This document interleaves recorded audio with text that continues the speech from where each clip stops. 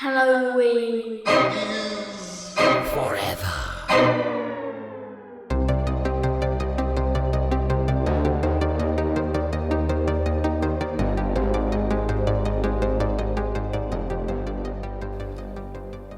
Welcome to another Minisode of Halloween is Forever. That's where you insert the sound of one Mr. David Caruso taking off his sunglasses. Welcome, boys and ghouls, to another fucking Minisode of Halloween is Forever. I'm Brian. I'm Meg. I feel like you should have had a pun ready, sir. Well, I had a plan ready, and then you said, no, put it down. I'll put it in post. Yeah, I'll put the sound effect in post, but that doesn't mean you can't do a pun leading up to me doing the sound effect. Is this Steve suggesting that he misses my puns? Because This is a producer producing. He talks about how fucking terrible they are. That's Steve the host. Oh. Steve the producer Yeah, I see. says give the audience what they want, which is bad puns. Oh, see? And he admitted that they are lovely. Is this Brian blaming Steve for being inadequate today? I am wholly inadequate today. I literally got back from vacation late last night. I can't stop yawning. Didn't drink anything yesterday. I somehow still feel hungover. So that's where I'm at in my life right now. But you got slick back hair right now, so yeah, I just got out of the shower. I'm sweating real fucking bad. I got sweet slick back hair. But you guys can't see on account of how this is just audio. We got a fourth human sitting at the table right now. Do you want to introduce yourself? Hello, world. My name is Brian as well. Brian, too. We have another Brian, is he your junior? Is that what we're calling it? I can be a junior for tonight. I might be older than you. It doesn't matter. Who knows? Junior, that is an album name or a porn title. A junior for the night. Oh, Just for one night. Ooh. Just for one night. Just for one night. Guys, do you know what kids Brian, were love you ready on for Pornhub nowadays? Junior, were you ready for You know this? what I heard the kids love on Pornhub? Stepsister stuff? Incest. It's crazy. Kids love incest. Guys, I'm just saying it. Like, I always see those articles that are like, and this is a hell of a tangent early in the episode, but you see those articles like the most searched, phrases on Pornhub. Yeah. 9 out of the top 10 are always incest related. Yeah. Is that on It's BuzzFeed? real weird. I don't know. Whatever like the like pervert version of BuzzFeed is, I think, is what I read that on. Vulture. Yeah. But it's always all straight up incest. Yeah. That's what the kids love nowadays. That's what they're into. They love their designer drugs. I'm just taking a step back from this conversation, Yeah. so proceed. Drop Keep some going. Just stop. Drop some Molly, snort some Xanny, find your stepsister stuck in a washing machine. Yeah, I love how it's always like in the videos too, because I'm gonna watch them. They're like they always say stepsister in the title, but they never mention stepsister in the Right. actual video. They're really heavily trying to suggest that it's blood relative. I'm just saying. I usually fast forward through that plot point. I'm not looking like I fast forward as soon as the sex starts. I I just feel- want to hear how she got stuck under that table. Brian just likes family drama. He doesn't. He I canceled my cable. I can't watch, Different Strokes got some reruns weird kinks anymore. going on over I here. So just have to now wa- you're into different strokes. Explain to I saw- before we get too far into incest. Well, I have something to contribute to Okay, this okay. productive conversation. Yeah. Yeah. So I had recently saw somebody post something online about it should be time to bring back kink shaming because all they see on Pornhub is clown stuff and pee stuff. So I think we're letting it go too far. You know what? Of those top 10, it's like number 1 through 6 were all, incest. Then like number 8, 9, and 10 were incest. But you know what number 7 was? Clussy? I don't know what that is. Clown pussy. I was just gonna say people pissing on clowns. Just clown pissing. Yeah. Piss clowns. It's clowns. Pissclowns.org. His clowns from outer space. Oh man. It's like those circus games where you have to do the water race. Yeah. But, But it's real clowns now. But it's real clown's Yeah. house. Yeah. One time I was playing that game, Two Truths and a Lie thing. bet you were. But the right thing was The correct answer should have been, sounds about right. But anyway, I was playing the two truths and a lie thing. And one of the things that I like to say is that I have a fleshlight that's shaped like a clown's mouth. And then what's the lie? Well, yeah, that's just one of the facts about me that I like to throw out there. Is it just like a fleshlight with clown paint on it? It looks like a vagina. Yeah. No, for me, it's actually a clown's lips and nose. But it's just, Can you squeeze it? Is it some honk? Every time you thrust, honk, honk. Instead of look, it goes honk, honk. Oh, guys, we should cancel ourselves and never do this podcast again. All right, introduce yourself, Brian. Who are you? Hello, my name is Brian Sikes Howe. I'm a podcaster and musician and artsy fartsy ding dong from Pittsburgh, PA. Yeah, and horror movie aficionado. I like horror movies. Yeah. I don't know if I would say aficionado. It's too many syllables. Yeah, that's a lot. But of I just say it. I don't want to say it again. Yeah. Is it? Would too you Italian. go as far as to say it's your favorite genre of film? I would say it's up there Yeah. next to clown piss. Clown piss, incest, then horror. Not incest, no. No. Well, what if the clown's related to you? Like if it's Well, your I uncle mean, or you know, something. things get tricky. It's fine.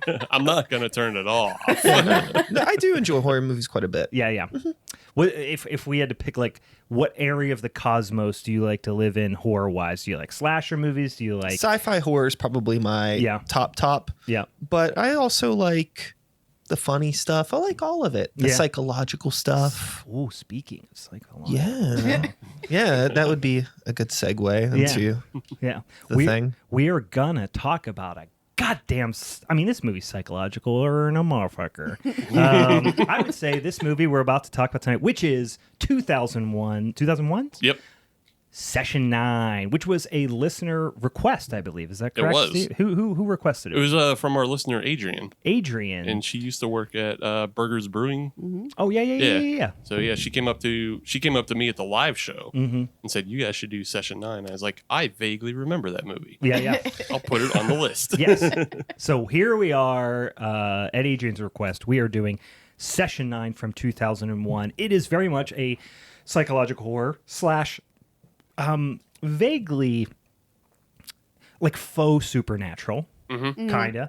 And also, what was the other kind of? Like It's a a mystery. mystery. Yeah, Yeah, I was going to say like not a who done it necessarily, but it's a close mystery. to a whodunit. Yeah. So it's a genre bender, if you will. Directed by one Mr. Brad Anderson. I was looking through one Mr. Brad Anderson's filmography, and boy, I don't know anything this guy did. Do you know any of these movies? Not necessarily his movies, Fractured, Beirut, Vanishing on 7th Street. I don't know any of these damn movies. I don't know his movies, but like I know his TV, obviously, like Fringe. Yes. Yeah, big Fringe fan. Yeah, was and great. he directed a couple episodes of The Wire, an episode of The Shield. He was in Masters of Horror, which I remember seeing him in Masters of Horror, and it just said like Session 9 director. I remember, so it's like I think that's his horror claim to fame. A few episodes of Boardwalk Empire, The Killing, tons of not necessarily genre TV, but some of them are. Yeah. But he's definitely known much more for his TV. Yeah, he's definitely much more of a genre director. Like he never broke out and started doing like big blockbusters or anything. But yeah, there's like you said, The Wire and Fringe, and I think he started with Homicide: Life on the Street is one of his really early ones. Yeah. So like he does a lot of those detective shows, but Sure. then like I think his films are much more skewed horror and psychological and shit like that. Yeah. Yep. So we gonna talk about that goddamn movie here today, but we got a couple other things that we got to talk about. First, let's talk about some beers that we might be drinking now. What do you got? What do you got, Steve? I know what you got, and I'm mad about it. But you just got absolute horse shit. I have from the Left Hand Brewing Company They stopped doing they didn't stop doing their nitro stouts, but they expanded out from their nitro stouts, and they have a whole bunch of other goof ass stuff. And now This isn't your first goof ass left hand nitro beer. Either, It isn't. that you've brought here. yeah, no, it isn't. But this is the key lime pie. There's a section at the Giant Eagle by your house that's just goof ass shit. Yeah. And it's just you standing in front of it. Yeah. All day, every day. Yeah, it just Yeah. I've cultivated a nice relationship with the person who runs that department. Yeah. He stalks it. It's almost like GameStop, where they had like the recommendations of the employees. Yeah. Goof stop. Yeah, yeah. Well, they have Goof Stop for me. Yeah. At the get go, and it says Steve's goof ass. Yeah. Power to the selections. goofer. Yeah. Goof ass bullshit for Steve. Yeah, goof ass bullshit recommended by Steve. But this is their key lime pie nitro, and it's a sour ale with lactose, lime, vanilla, and cinnamon. Mm-hmm. It's actually way more tame than because it's on nitro and everything. Yeah, nitro just kind of mellows everything. Yeah. Yeah. It's not overly sour. It's not Not the overly color I anything. expected for it to come out as. Do you expect it to be green? I expected it to just be like pale. Mud. I guess it's a little bit more ambery color than I expected, maybe. But Yeah. Yeah. Otherwise, it's fine. Like Any glip glop in it? No, Like glue it? glop. it looks pretty clear. Yeah. That's the good thing about Left Hand. They're gonna do dumbass shit, but they don't gloop glop it, Right. which Yeah. is good. Yeah, it's not glue glop in there, and it's like These are technical terms. Yeah. Is it? everybody knows what a glue glop is. Yeah, everybody We're all knows what goddamn professionals. gloop glop beers Does are. it have the key lime flavor, or is it more just leaning lime? It's more leaning lime with a little bit of sweetness. Okay. Like I'm not getting Yeah. a lot of the graham cracker that you'd expect. Yeah. And it says there's cinnamon in there, but I doubt that. Because if it's like leaning lime, that color doesn't surprise me. If they just kind of took a generic recipe and just zhuzhed it. Right. up a Well, I little feel like bit. at that point they're probably also using flavorings. Yeah. Like natural Oh, yeah. flavorings and stuff like that. Really? Especially to make it. No way. Actually, shop. No.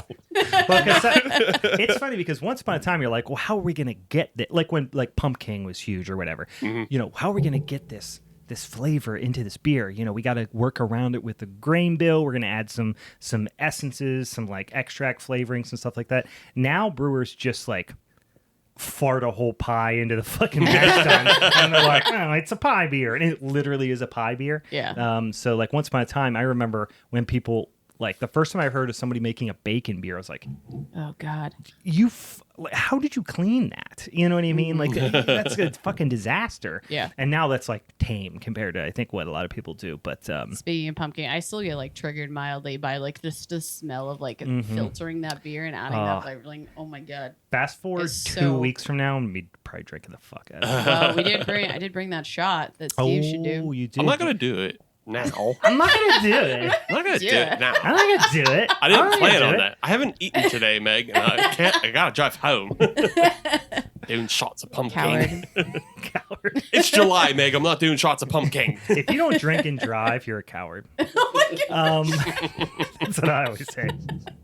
As a beer It's on his professional. t-shirt. It's like fucking weird. Yeah. It's in Meg's rule book. Yeah. You don't drink and drive, you're a coward.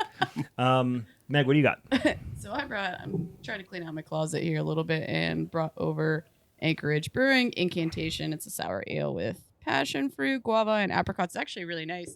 I like when these breweries are doing like more balanced stuff, and it's like the passion fruit's super prominent. I really like it. It's no different than what I bought. It's just mine's on nitro. I mean, that's like a we need to spontaneously respond to this? fermented beer. No, it's the same. Same quality and everything. I like yours was a 16-ounce can for $2.99 at Giant Eagle. But I probably would. Well, I do like. If I'm gonna go gloop glop, which very rarely is the case, it's got to be like a Brett beer. It's got to be something funky and sour. Like that's more my. Was my that cup of aged tea. in a foeder? That's maybe. my question. Aged 22 months in French oak Chardonnay barrels with Brett? It's pronounced was it? fooder, Meg. No, it was aged in that can for 2 years at Giant Eagle. Vintage Estates Brian. Oh, is it, okay, so 3 years.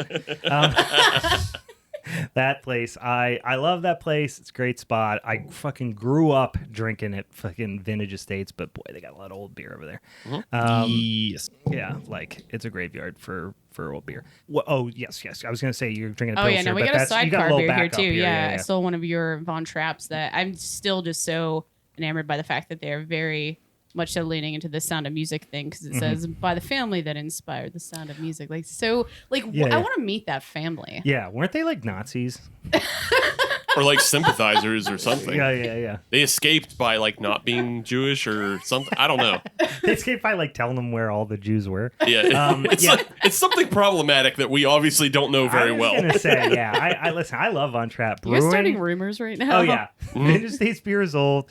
Von Trapp's Nazis are just. This is a shit talk episode. We're just throwing people under the bus. No, I love that beer, or I love Von Trapp in general. I actually have one of the Dunkels in there too. I'll probably get after this. Brian, what do you got? What are you drinking? I'm just drinking a New Glarus Spotted Cow. Just a good old spotty cow. Yeah. It's a good old normal beer for normal people. Just a regular ass. A good old beer. Midwest staple. Good, a beer flavored beer. I too am going beer flavored beer. Leave it to the children to drink their goddamn sloppy gloop glop. I think this is called Can I make a jealousy. comment about the left hand thing? I know this isn't a visual podcast, but I think really what makes that beer seem so annoying to me is the can design. It is like awful. Yeah. It just looks terrible. Ryan's are really It looks offended like by a everything you're sign. drinking. It looks like a sign that your aunt would put up at like her beach condo. Totally. Yeah. Go. That says like That's like an Ocean City timeshare advertisement. yeah. Around here, we eat pie. Well, it's so funny because like the color of the beer looks great, and I guarantee you, if that beer was in something that looked like that Anchorage bottle, I'd probably be more willing to try it. Yeah. It's so funny. But I mean, that's just Anchorage. Like, again, the beers are the same, but Anchorage just spent the money to hire an artist. Yeah. That's all it is. There's no This difference should say, between I son really of do a- son not of want a to be beach. like categorized here with you, Steve. Like we are different people. If that different font, beers. if that font said "Bless this mess," I wouldn't be surprising at all. That'd be a better name for that beer Yeah, than just key lime pie. live, laugh, love, and Yeah. then parentheses the beach. Anybody have like an extra $1.5 million so I can start a brewery and then make that beer with that can? But that's the only one you make. Live, laugh, Yeah, love. that's the only one I make Yeah. is Bless This Mess. And it's just whatever I have on hand from Amaretti.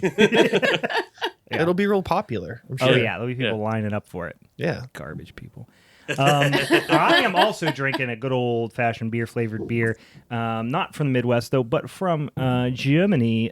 This is Hofbrauhaus, but not Hofbrauhaus, the one from Munich. This is Hofbrauhaus Friesing. This is their Jager beer, which is their not Jammer Jagger themed. I wish it was. Export lager. This is their Dortmunder. So this is like their export strength Helles lager beer from the other Hofbrauhaus, which is up in Friesing, which is not nearly as famous. But one of my distributors down in Maryland distribute this beer, and it's fucking great. But I don't even know if they distribute in Pennsylvania. But I grabbed it when I was down in the greater Baltimore area. It's just a good old-fashioned damn German lager beer. And you guys should feel ashamed of yourself. I don't. No, I know you don't. I know what you're gonna want. Hofbrauhaus Pittsburgh is racist, so I don't. Well, it's not that. That's why I was very clear to say it's not that Hofbrauhaus. Right. It's a completely different company, completely different family. I feel like this beer But should this is be definitely like some European distributed old here. money, fuck you pajama money type of people, I'm sure. What's that? I feel like this beer should be distributed in Pennsylvania. Yeah, I With know. it being like Jager beer. Well, yeah, it's spelled literally like Jammer Jagger himself. Mm-hmm. Jammer Jagger and his Jammer Slammer. All right. Speaking of mullets. Speaking of sick ass mullets. All right, so we've got through the beers, but we have another order of business to take care of here, which is we got to announce what our showdown topic is for August. And for those of you who are new to the show, if you want to help us pick our showdown topics, what the fuck is a showdown, you say? Here's what it is. Listen up. Get your fucking thumb out of your mouth, babies. Listen, I'm going to explain to you what it is. Here's what it does. Once a month, we do an episode every single week, but once a month we do a showdown topic where you, our lovely listeners and social media friends, suggest topics to them. Steve puts them on a big old spinny ass wheel. We spin them. We pick 3 of them. We put it on the social medias, and then you vote to decide which one we're going to pick, which topic we're going to pick. Then we each pick a movie that's associated with that topic. We argue about it. We fight. We powerbomb each other. We replace the table almost every week. Somebody gets jackknife powerbombed right through it. And then we decide whose movie reigns supreme and who is the champ. I regret to inform you that Steve is the current champ. Champ. Wait, is that like your Friday the 13th? Yeah. Yeah. Lets you know I'm coming by. I'm just sliding on by. Yeah, just sliding on by. So he won. What was the topic last month that you won with? Remakes and reimagination. Yeah, with Crimes of the Future, which was a fucking blast. I love that movie. Did you see Crimes of the Future? I have not. Oh, good Check God! it I out. literally Yeah, just it was rewatched it last night. Really too, so, fucking cool. Really Yeah. cool. If you, I mean, you already said you love sci-fi, so I do. Yeah, Cronenberg and I mean, nice. this is the most Cronenberg movie I think I've ever fucking seen. Yeah. But it was sick. So the three, I'll remind you, and again, if you want to help us, follow us on the social medias. We usually put these up on Instagram, which is @HalloweenIsForever, and on Twitter, which is @HallowForever. But we also link them to the Facebook, which is Halloween is Forever podcast. TikTok's still around there. We still got a TikTok, right, Meg? Yep. All right. Can confirm. We for those of you who maybe new to the show, I run the Instagram. Steve runs the Twitter. Meg started a TikTok. It's still super active. We got probably over 80 followers now. Yeah, You know, it's we're getting there. What is it again? It's Halloween is Forever Pod, right? Yeah. On the Tiki Talkies. Or you can also just send us one of them old-fashioned emails, halloweenisforeverpod@gmail.com if that's something that you're more inclined to do. Anyway, it was on Instagram a runaway victory for one of the topics. I don't know if that was the case on Twitter as well. yeah. So to remind you, here were the topics that came up. Sports horror, in parentheses, is that a thing? Question mark, end parentheses. That was one of them. Non-traditional vampire flicks, or future directors / writers. So that would be like a very a big-time director or writer that got their start in genre films. Yeah. I can tell you on Instagram, the one that absolutely ran away with it was, not surprising, non-traditional vampires. Yeah. Same Absolutely thing on Twitter. smoked on Twitter. Yeah, same. Nice. Same. Although, I'll tell you, pretty excited. Sports horror, which I thought was going to be a distant third, actually was second place. Interesting. Yeah. Yeah. Yeah, I mean, close second Yeah. to the future directors, writers, but non-traditional vampires ran away with it. So we were talking about some potential, to give you an idea of what we're talking about, non-traditional vampires, it could be your anything that is away from the kind of classic Gothic style Dracula, vampires flick. So obviously your John Carpenter's vampires, or your Near Darks of the world, or what were we talking about last time? My heart can't beat unless you tell it to, Right. that Yeah. sort of stuff. Non-traditional vampires, which there's a lot to choose from, and I have not selected mine yet for that. Girl very walks reason. home alone at night. Yes, great example Yeah. of that. Shut that up, Brian, too. just yeah, that movie's fucking great. We already know Steve's spec, apparently. It was one of them. But yes, there's a lot of cool ones that we're gonna talk about. I'm excited for that episode. That's what's gonna be our showdown episode for the month of August. And by the way, guys, the month of August is officially pre-Halloween season. And come at me, I'll fight you, because it starts August 1. August 1 is pre-Halloween.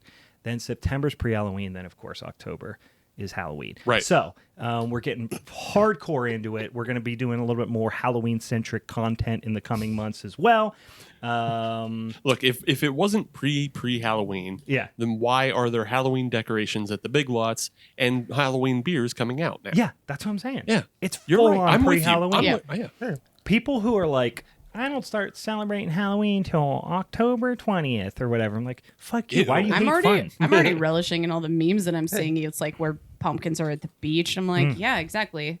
Exactly. Fast forward Get it. 20 minutes from now, and I'm going to be fucking smoking candy corn like crap. Like, I'm 100%. As soon as I see it in the store, I'm fucking there. And the goddamn I just want to see some clear, like, blunt wraps with just candy corn in it. Like, Yeah. like No, literally. I just literally melt it in a spoon, just fucking mainline it. Can I you don't do even give candy shit. corn dabs? Yeah. Is that bad? Is that bad for you? Yeah, I'm gonna do them. The other the thing about the candy corn too is when it hits the shelves, that's the freshest it's gonna be. So fucking enjoy it. Same Why thing is with the there no- Oktoberfest. Same thing with the pumpkin beers. Speaking of that, like, What? there should be just a whole line of like weed products that are all named for Halloween. Oh, I Like, bet there is. Just imagine that. You'd smoke all of it. I like weed. Yeah, I like weed. I like spooky shit. You sell me weed Well- and spooky shit together, I'm gonna 100% use Okay. it. Well, here's kind of your mission, Brian. Yeah. Is you have to go down to the dispensary that was Mullins Mhm. on the north side, Yeah, and yeah, like yeah. see what you can get, and See if kinda they spooky don't ass have weed. anything spooky, Yeah. then you have to start pushing it. Yeah. Suggesting. Like, hey, where's your spooky weed? Yeah. Like, Where's your Reese's pumpkins with weed? yeah, or was any of this weed like fertilized with human remains? Mm-hmm. Yeah, like do something spooky with this shit. How many bones are in these? Like, you get them to sell a pack of bones, and it's Yeah. just joints, but it's got a skeleton on the You put cover. a skeleton on literally anything, I'll pay twice as much. Yeah. I'm a fucking The idiot. edibles are in shapes of little skeletons and pumpkins. Oh, yeah? Like, yeah, there's a line here for this. I'll eat 40 of them. And die. I don't even care. If they're shaped like pumpkins, why not? Listen, let's just cut out the middleman here. Let's just make fucking weed candy corn. Yeah. Okay, let's do it. Yeah. Weed infused candy corn. Yeah. Get on it, internet, you bitches. Why doesn't that exist? Brian, you get on it. I'm sure it Just do exists. I don't know how. Well, you get a candy corn recipe, and then you buy one of those. I think it's called What do a you mean a leaf. candy corn recipe? It's like a giant. It's probably a machine the size of this room that makes candy corn. I doubt. I mean, You think, so? You think they're hand making that shit? I bet you can like make it in a vat at home. Have you Sometimes ever some seen grandma now, like a making little vat? pieces of candy. First of all, who has a vat? Any home brewer has a vat. Oh, that's a kettle. Come on. Eh, Putting I that shit consider in my that a kettle. vat. Anything 5 gallons is up is a vat to me. Has anybody done a candy corn beer?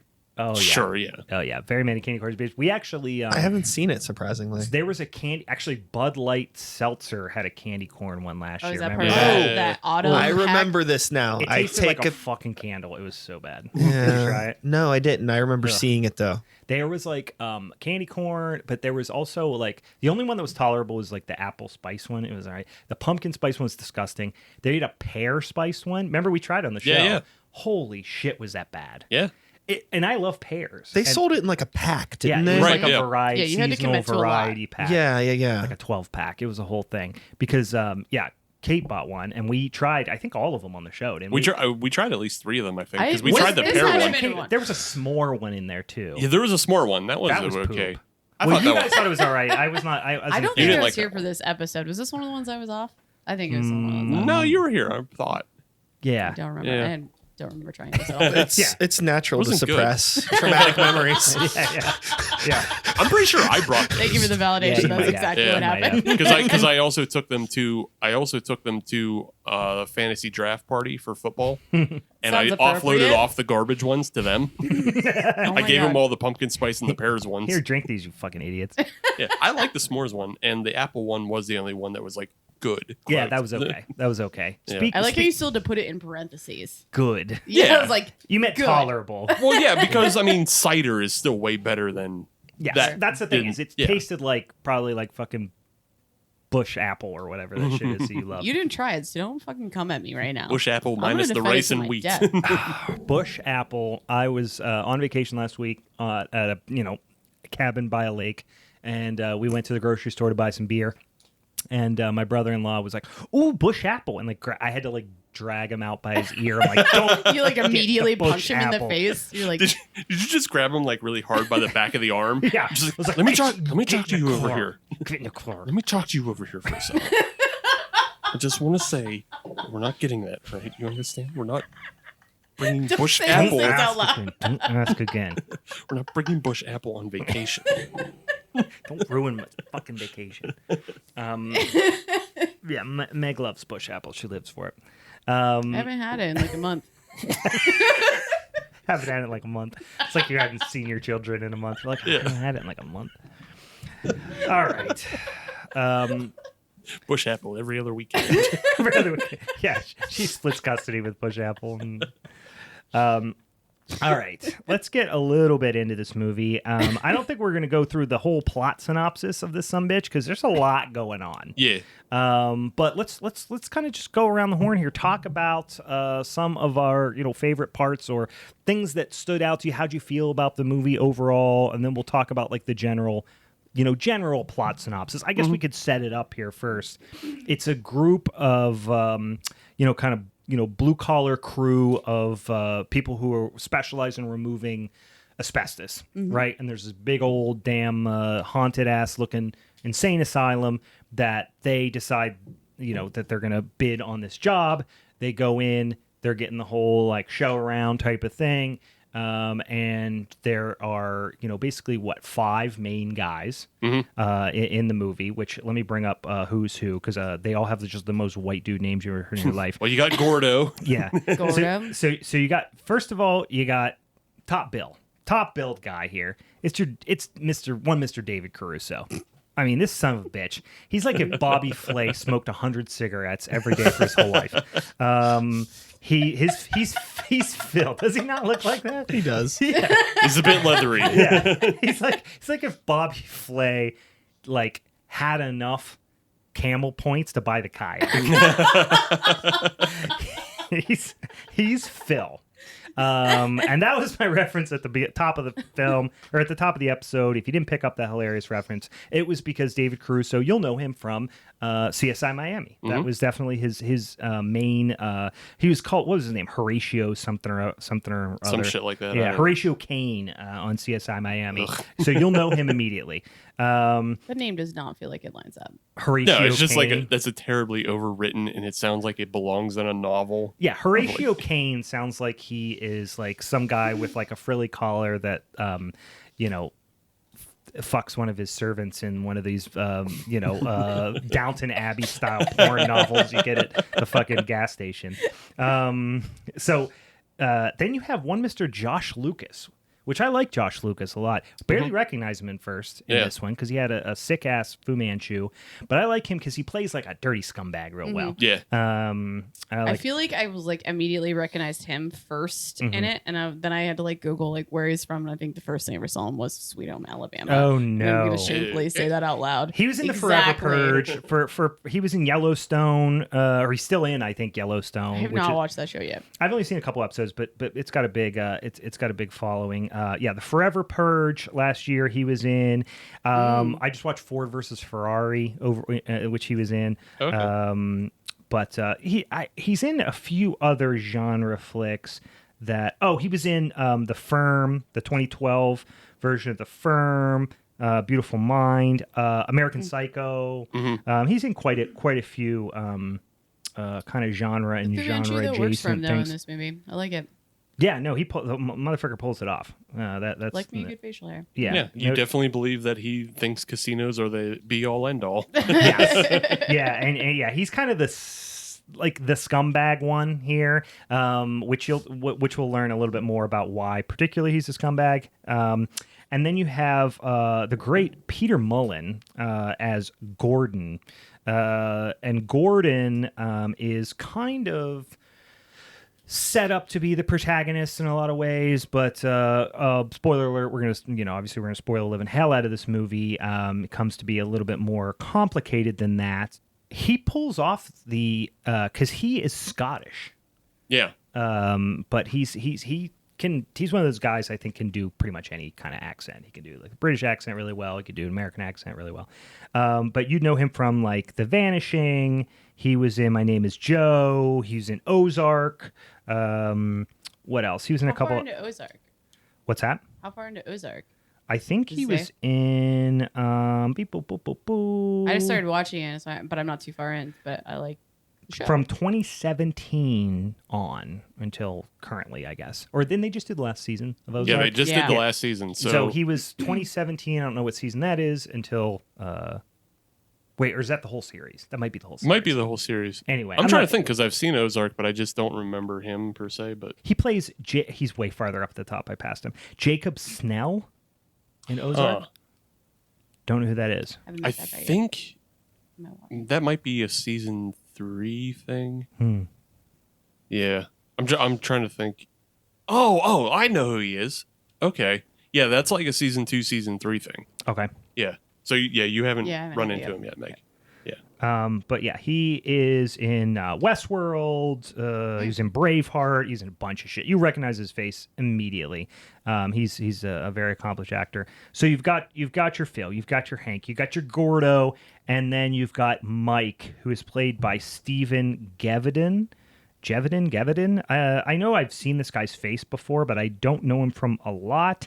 And he is definitely not nearly as recognizable as those first three people. He was in War of the Worlds Tom Cruise remake as well. But in any case, those are kind of the main characters. You also get Brendan Sexton III, who is Gordon's nephew, right? Yeah. Yeah, he's his nephew, Jeff. Fucking Jeff. AKA Mullet Head. Yeah. And yeah, he's got a sick ass Love me a mullet. good mullet, And too. then you get a quick little, not enough in my opinion, Larry Fessenden right at the end. Yeah. Love me some Larry Fessenden. So those are kind of the main players. You got Phil, Hank, Gordon, and Mike and Jeff. And they go into this. They kind of are putting a lot of pressure on themselves to get this job. They say it's going to be a 3-week job. They said they can do it in 2 weeks, and then eventually Gordon basically suckers them in. So the rest of the desperate, crew, yeah. he's so desperate for money because he's just had a baby and all this stuff. And he says he can do it in a week, which puts a whole bunch of pressure and strain on it. And the whole thing is, the interaction between them in the working through all the stuff they have going on personally. And then Gordon is obviously kind of cracking up. And then one thing we should probably mention early on, which creates a lot of tension in the group, is Hank is dating Phil's ex-wife. Ex-girlfriend? Ex-girlfriend. Wife. They weren't married? I don't think they were married. I think he was just, boyfriend, girlfriend, and then Hank took her away. Yeah. So Gordon's kind of the foreman. He's the old dude. He's been around the block. Phil's kind of his right-hand man. Hank's kind of the young, irresponsible dickhead. Mike is the underachiever kind of thing, where he's going to graduate from law school, but then he either doesn't, or he dropped out, or he's trying to go back, or he's almost ready to finish, or something like that. But he's kind of the underachiever type, and then Jeff is just like the fuck up nephew who's scared of the dark. Nectophobia. Is that what it's called? I think that's what he's called. Yeah. I it. thought that was when you're scared of nectarines. Yeah. And- not a great joke, guys. I just like the way Brian. Brian stared down Sweet. other Brian. I just said that was a bad joke, right? Yeah. Let's keep going on. Can't confirm. Can't confirm. Bad joke. Moving on. It's just with like a look of just sympathy, but also disappointment. Why am I I'm not here gonna laugh right at that, but you did I say see it. what. Yeah, Appreciate you. I saying heard it. I'm just letting you steer the ship. All right. So what's your takes? You've seen this before, Steve, before this viewing. Yeah. Brian, you had as well. Correct. Meg, first time watch Noobs. for you. Yeah, right here. I had seen it once or twice before. What's everybody's take on it? How'd you feel about the movie? Even from first watch to second watch or whatever. So for me, it was like I've only seen the movie probably once or twice. I think it used to play a lot on IFC, I could, which is where I think I saw it. Like back in the days where they just played fucking 4 movies, and it was Quiet On and this movie and and Swingers, and that's about it. Oh man, they used to play Swingers. They a played lot. the shit out of Swingers, but yeah. So I remember watching a movie from back then, and it's just like I hadn't seen it in probably easily 10, 15 years maybe. Yeah. And it was just funny because I remembered immediately how it ended. Mm-hmm. So the beginning where you get all this stuff with Gordon, Phil, and the other guy who's played by Paul Guilfoyle, and Paul Guilfoyle showing them the entire asylum and everything. Like you get little hints of that Gordon is how things end with Gordon. Yeah. Because you get the security guard who's like, oh, patients always return. That's our biggest problem. Yeah. And then the other thing is there's a scene where they're in the basement and Gordon just starts leading. Yeah. as if he knows where he's going. Yeah. And I was like, oh, okay, that's kind of like a clue that like Yeah. perhaps he's been here. Yes, you start to know early on that, and this is kind of the mystery element. You know early on that something's going on with Gordon. He just had a baby. There's some stuff at home. When they got the job, he went back to his house, and something went wrong. You don't know what necessarily, but he's sleeping in his car, which you don't necessarily know right away, but there's a lot of hints to suggest that that's the case. Things are going not great at home. You could just try to chalk it up to like he's got a new baby. He's obviously like an older first-time dad, from what I can understand. Yeah, they kind of allude to the fact that they've been trying for a long time to have a baby, but things are rough, right? Financially, personally, all that sort of thing.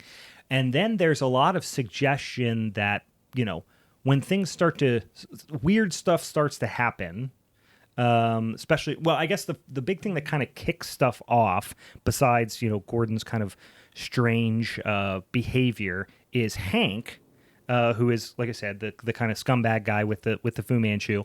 When he's working, and you know they're working in different areas of the hospital, he finds a bunch of valuables, a bunch of old coins, but it was clearly possessions of people. Right. And we all know from every movie we've seen, you never take the treasure. Don't take the treasure. Take the treasure. Dead people treasure, off limits. Yeah, never. Yeah. It's not off rule of limits, thumb, but actually. you know, you're rolling the dice. You're rolling Yeah. the dice. Yeah. Not a smart move. Yeah. Not only does he take it, but then he plans to kind of come back, take some more, and then he's like, you know, I'm going to fuck off to casino school or something. Right. Which is like, what the fuck is casino school? Yeah, I don't. Is that like gambling school? I Or like wasn't he's going to be sure. a dealer? That's what I thought. It's like I wasn't sure. I thought he was maybe going to Miami to learn how to deal or whatever. But then, because he tells the story about his friend was a dealer at a casino, and a whale comes in and wins $300,000, and then tips the dealer a Porsche 911. So Hank's big aspirations is to get a good tip. Hank's not thinking this through. Hank's not a mental giant. Let's put it that way. He's an opportunist. Yeah. He's Well, he also plays scratchers. Yes. And that's super low rent. Yeah. Especially when like Mega Millions and Powerball exists. Yeah. Like, come on. Yeah. Getting real judgmental over here. Yeah. Gamblers. Yeah. Yeah. Insert the gambler like hotline or gambling problem hotline. If you have a gambling problem, dial 1-800. I thought you meant insert like the gambler, like Kenny Rogers. The gambler. Insert right here. He just Quick. like pops up in one of the corners. Did you catch it? But yeah, so The other thing that's going on is Mike has found a bunch of recordings yes, from a patient, Mary, and her doctor.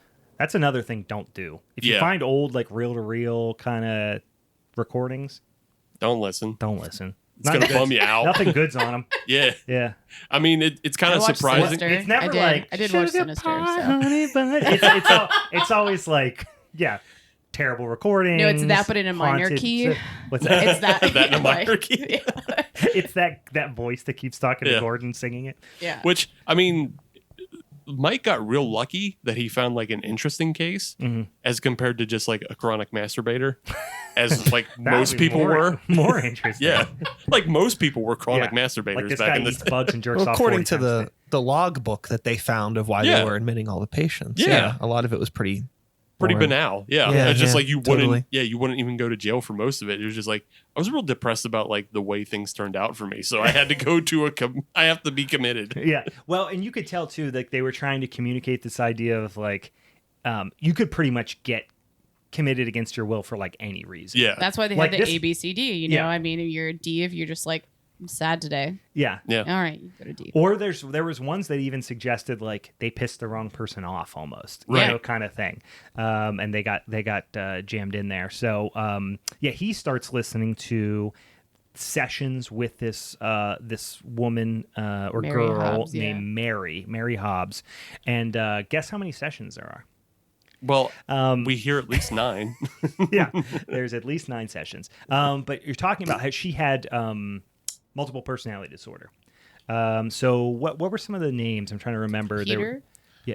Billy. Wait, was Peter one of them? I thought was Peter Billy was her and brother. Simon. Yeah, Billy's.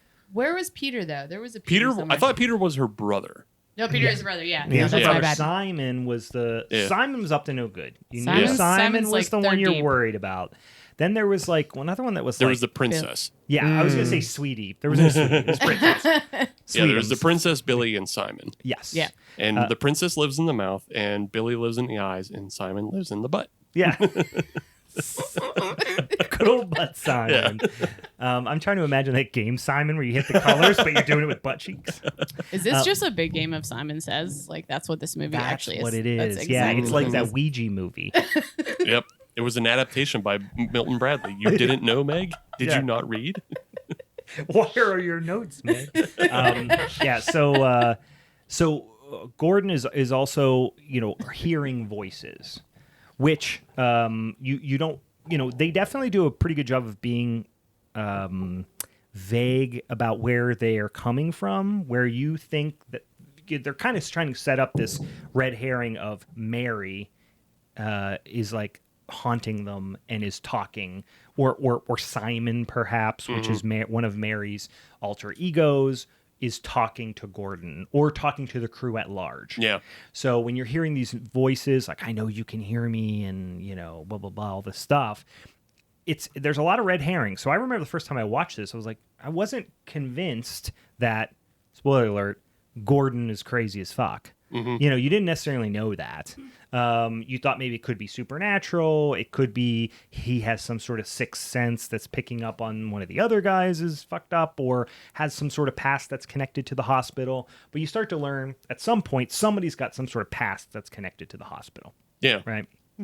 So, well, and Mike, like they spell it out pretty early as well, that Mike has some tie to the hospital, and that his dad was a lawyer that like was a public defender for like they're telling like this horror story of a woman who like went under regression therapy, and like she remembered a whole bunch of satanic panic stuff, that she was like getting raped by her family and like had to eat babies and do all that kind of shit, and then like it came out, oh, she just imagined all of that. So her Mike's dad was the lawyer that had to defend all this. So like he had some sort of tie to this giant hospital. Yes. So that's the whodunit element almost, if you will. Is like, who is the one that has the weird connection to the hospital? Right. As a noob to this movie, and it's like first time watcher, like even just like hearing you guys talk about this, like it makes sense what you're saying. It's like he was at some point possibly admitted to this hospital, but it definitely came off to me more of like a possession thing. Right. And so, I mean, can we be clear on like, are you like, again, See, bring this down? See, I don't think it was a possession, because this film is really, really good at being kind of both vague, but also just like Brian is saying, it kind of puts a red herring on everybody at some point. Well, the only reason why I say this too is because like Simon's character at the end talks about how he preys on like the weak. Or whatever. Yeah. So that's why I was like, and they kept coming back to Mary Hobbs, like he was always like near her grave, and then finding her room, and then the chair and all this stuff like that. So that's where I was just like, okay, so is Mary basically possessing him throughout this entire film, or like periodically coming back to him and finding him, and then by proxy Simon's getting to him? That's how I took it a little bit too. I don't know if you. I think that it could be something where Mary's personalities are kind of metaphor for the demons that live in all of us, since everybody kind of has Sure. their own thing going on. Yeah. One of the things that I really like about this movie is a lot of times you'll watch a movie and you're like, if this movie had a bigger budget, it could be better. If this movie Sure. had a bigger budget, it would probably be worse. So Yeah. they probably would have Yeah. tried to over explain and add extra effects and all these things. And because Right. it's so small scale, it unintentionally leaves it open to all of this crazy interpretation. Yeah. And I also think too, throughout the whole thing, is that I felt confused for a lot of it. Like things were revealed very like slowly throughout it, but you still got to know each character, and I thought that was like a really good way for them to do it, because it kept me being like, okay, I know something's happening, I know something's up with this character, but how is it going to connect to the end? And like at the end is like where more things do start coming together. So I thought that was a really good way they did it. And I think even on a small budget, I think that's an effective way to like keep you interested. And it was a well-paced movie, I think, too. Like it's not I mean, it's almost 2 hours. It's like an hour and 45 minutes or something, something like that. It's 100 minutes. 100 minutes. 100 minutes. 100 minutes. But it was well paced. It felt, even though it is kind of a slow burn if you think about it. Yeah. Nothing really happens until the last act, kind of. Well, not last act, but like halfway through the movie, really. Right. Yeah. And that's just like that's the audio recordings playing, making you think something is going on. Because there's that one kind of montage where they're panning through what everybody's doing after work, and everybody's pretty sullen and not, like happy or engaged. Because like I think like Hank's at the casino and Phil's at the bar, and like everybody's pretty, But you also have like this creepy ass recording playing. Yeah. There did feel like, I feel like with Mike's character, there felt like some unfinished things with him. Like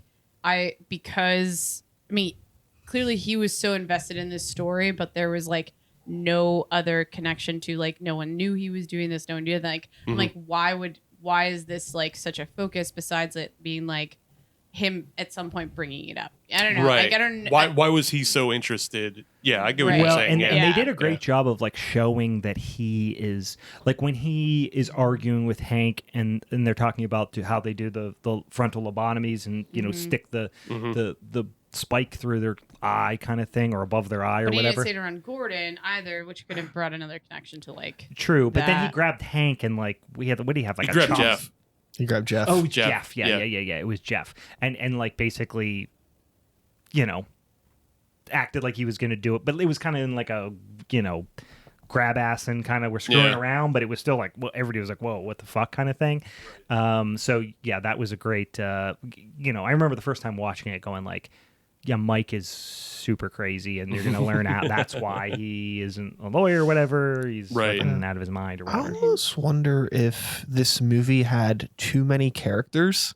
Like if it went from 5 to 3, and like Gordo was the one that found the tapes, and as a result remembered that he was part of the hospital, or remembered that he knew Mary, it could be cool. I think it would have been like a little bit more intimate. Yeah. There was some stuff that I didn't really care about, like Hank and Phil's like mutual love thing, and all of their like snarky early 2000s edge humor at each other. It's just kind of like, ugh. But that kind of almost seemed like another thing that was unfinished, because like that's when like we start seeing Gordo being like, no, I didn't hear you talking to Amy. So it's like, wait, you know what I mean? Like, but I feel like that moment I was like, wait, so we have some disbelief in like this story, but like, does that mean Phil is like, again, a red herring who's like, maybe he's the one who's like possibly the murderer here. And they even almost lead you to that conclusion. Right. Because he has the knife in his hand. Yes. Yeah. But I think you're right. You could have got rid of the nephew. Yeah, he could have. See, that's the only character I feel like I want to keep that character, but I want to expand him more, because he's the only one that doesn't have a motive. Yes. Because Mike has a motive, like you were saying, like he has a tie to the hospital, and maybe he's just crazy. Like we find out what Gordon's motive is. Phil has a motive of like wanting to get rid of Hank, because every time he's trying to get rid of Hank throughout the entire whole film. thing. He's trying to plant the seed of doubt, but he's not Hank. trying to kill him. No, is what he's we trying learn. to fire him. Right. And then Hank is finding fucking possessed treasure. So you think maybe Hank is just possessed by possessed treasure and like trying to kill people. Well, and especially, which we haven't got to yet, but then Hank, after after he does steal all the stuff, he comes back and he meets the guy. Or no, never mind. That's Phil who meets the guys in the parking lot or whatever. But anyway, he's a secret. He's a secret addiction. He has a secret addiction to Mary Jane. He's smoking that goddamn jazz cabbage out in that this disco truck. broccoli. Deleted scenes is that all of the weed that he got was Halloween shaped things. Oh man, yeah. What if it's just like you just took the screen out a little further and he's just but no, he made a pumpkin bong or something. Can you do that this year? Pumpkin bong. Yes, Meg, we can make a pumpkin bong. We will. God damn it. How have I never made a pumpkin bong? I've smoked weed at Apple since I was 10. Never fucking, God damn it. That'd be intense. Yeah. Just Have you smoked weed out of a bush apple? ... Can.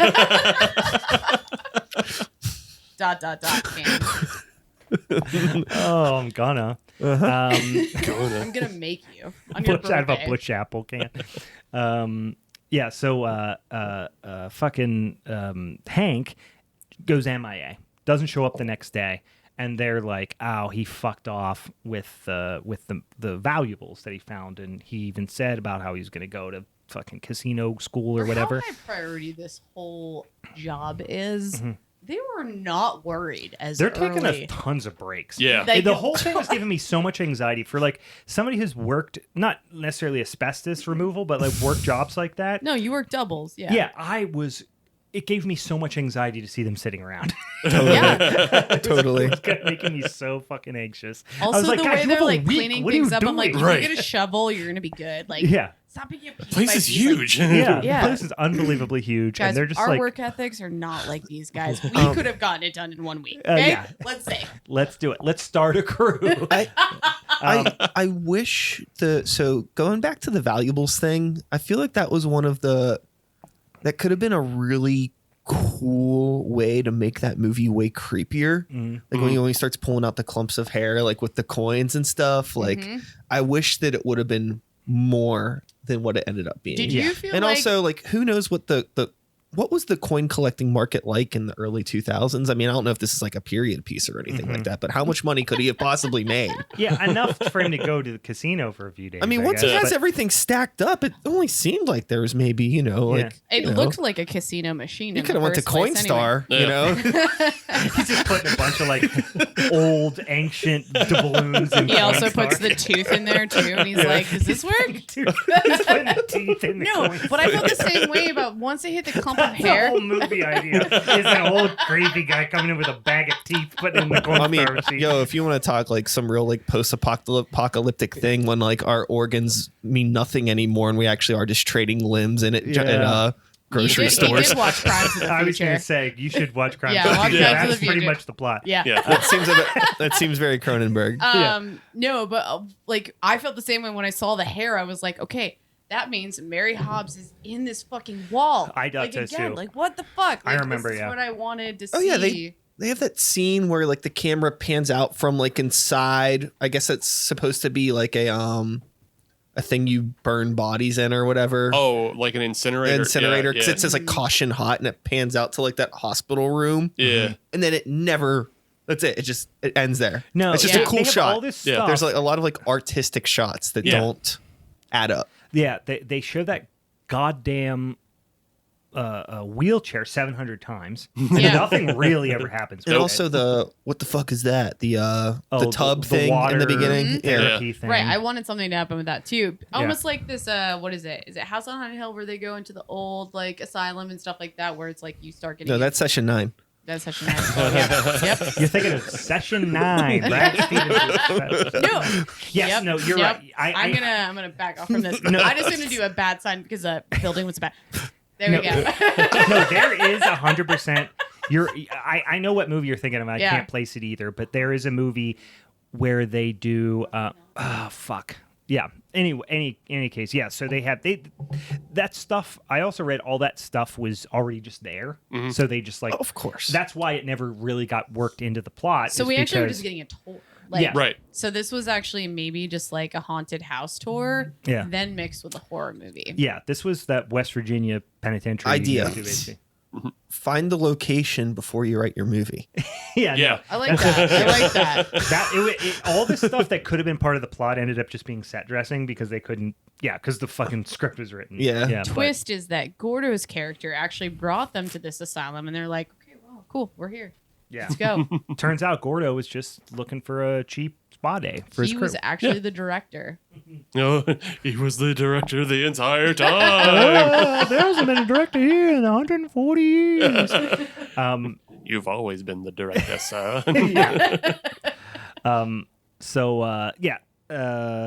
Hank goes MIA. Phil is kind of like, told you so. And then they start hearing and seeing things that would suggest that maybe Phil is there. Specifically, the dipshit cousin sees him. And he's staring out a window like a weirdo with sunglasses on. And, this was a pretty good foreshadowing thing where they talked about how, how do you do the... What do you say about the sunglasses when he's talking about, like, how do you get rid of, like, the scar from a lobotomy or Oh, whatever? it's Just don't just wear 'em at the night. after treatment. The after treatment. He's Yeah. like, oh, it's just sunglasses. Yeah. Yeah. So here, and then you see Hank wandering around. Hank's got the sunglasses on, staring out the window. He's got blood on his hands. Coolest sunglasses, by the way. Sick ass wraparounds. Definitely likes NASCAR. Oh yeah, he's got a mask. He's got a fucking Dale Earnhardt Intimidator. That's what he bets tattoo. on, actually, guys. Yeah. When he said Vegas, he meant Talladega. He's just looking out the window, holding up the 3 Intimidator style.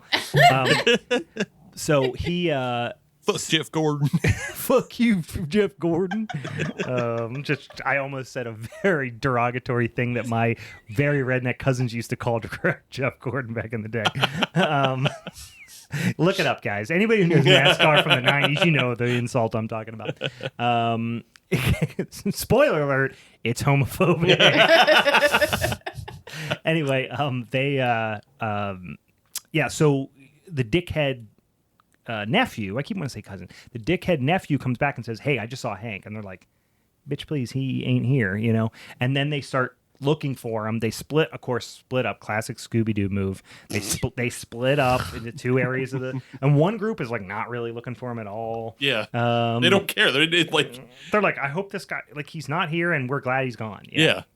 But then they find him, and what was a pretty creepy scene is Hank just like chilling in the like way down in the catacombs of the place in his underwear, like just mumbling and being weird.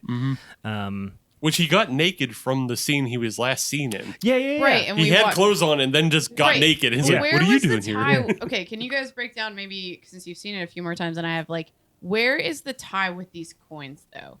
Because there isn't.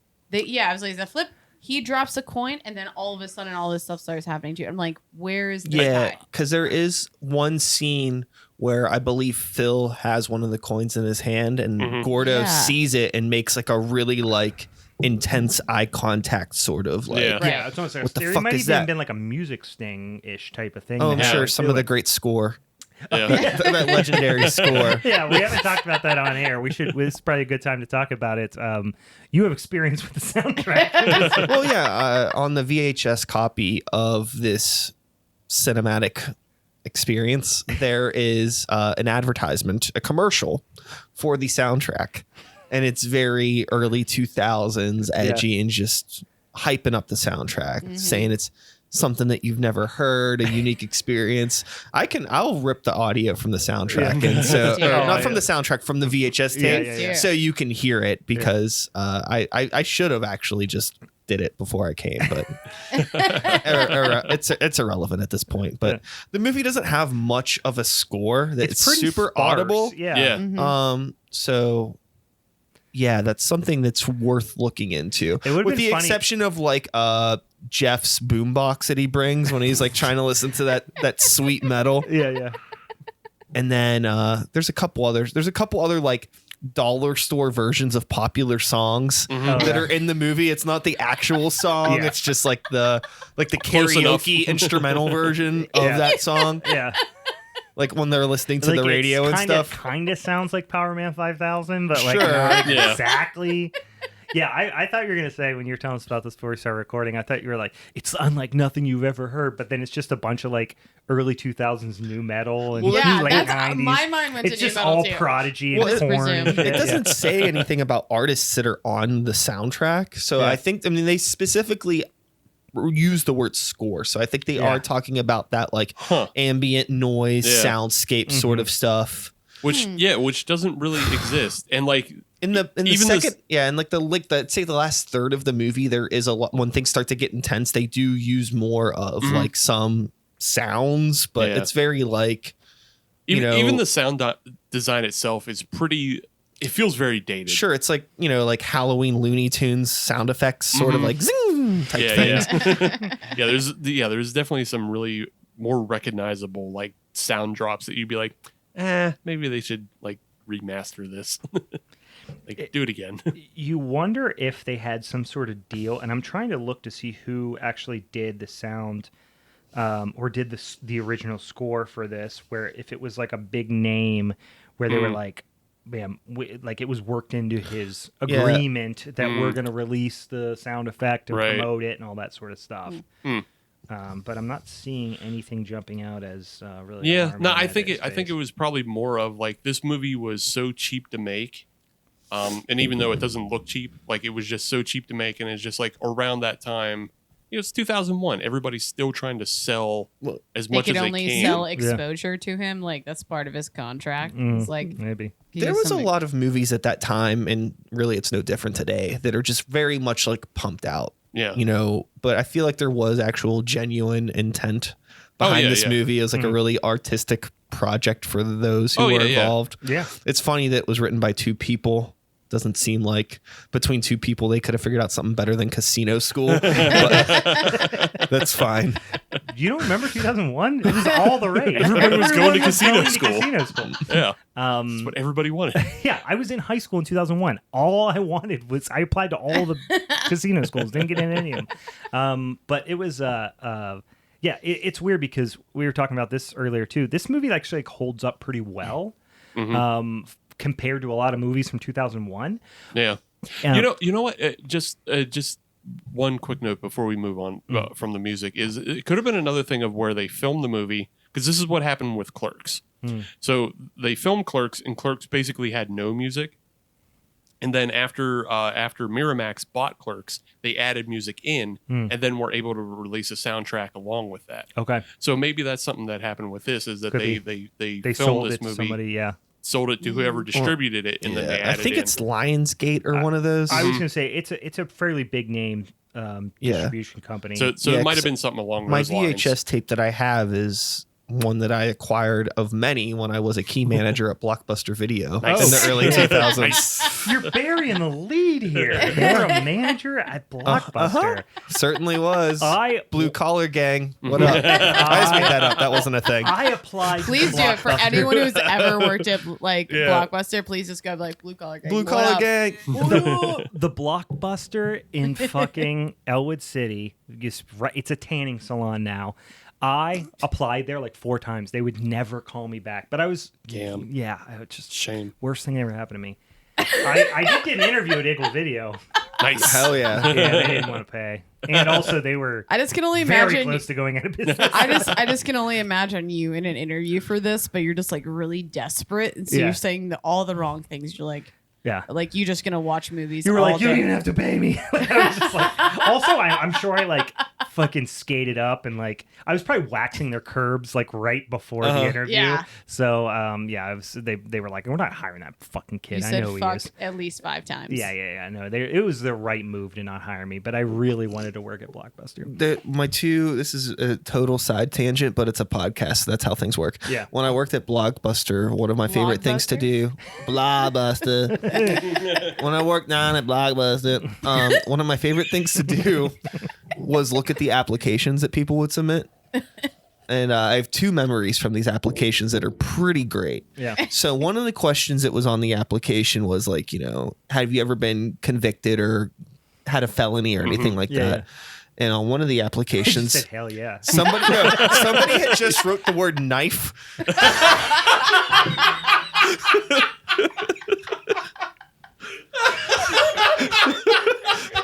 Which I always thought was pretty sick. And then What if that was just his name and he just wrote it on the wrong line? It just reads knife like 5 times. What's your name? Knife. Last name? Knife. What were you Gender, convicted knife. of? Knife. Sex? Knife. Which relates to the felony. But What was your last job? Knife. knife. And then the other one was also a fun 1-word answer. And it was just like, do you have any special skills or things that would be, applicable to your application? Somebody just wrote basketball. Nice. Pretty sick. Pretty sick. Fucking good at basketball. Yeah. Cool, man. You get the basketball Oh my guy and the God. knife guy together. That first one was Stellar actually team. Brian, Yeah, I my think. God. I So, think the first one was this you. is the one thing that always No, mine would have been like, I got it like a mean 360 flip. yeah. That's all. That's my only skill. I'll tell you skateboard. what. I don't know how good of an employee knife would have been, but their employee picks probably would have been fire. Yeah. Would have been Easily. great.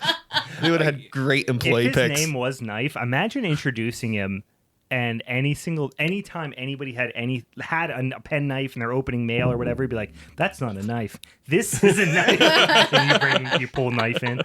Tying Blockbuster into horror movies, I'll share one more story. Yes, just please do.